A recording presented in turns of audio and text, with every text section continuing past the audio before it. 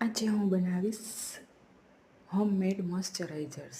જેના માટે મેં એક થાળી લઈ લીધી છે, તેમાં 2 ચમચી ઘી એડ કરી દીધું છે, સાથે મેં થોડુંક પાણી પણ એડ કરી દીધું અને એક બરફનો ટુકડો નાખી દીધો અને તાંબાનો લોટો લઈ અને તેને હું 100 વાર વોશ કરીશ, એટલે કે ધોઈ નાખીશ.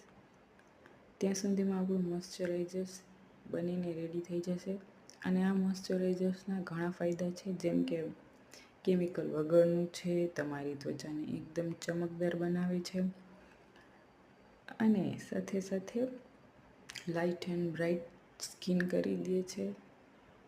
તો તમે જરૂરથી બનાવજો હોમમેડ મોઇશ્ચરાઇઝર.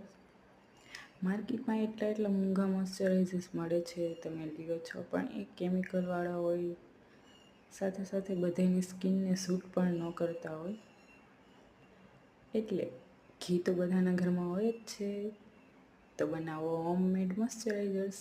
અહીંયા મારું હોમમેડ મોઇશ્ચરાઇઝર્સ તૈયાર થઈ ગયું છે અને મેં સ્ટોર કરીને પણ રાખી દીધું છે.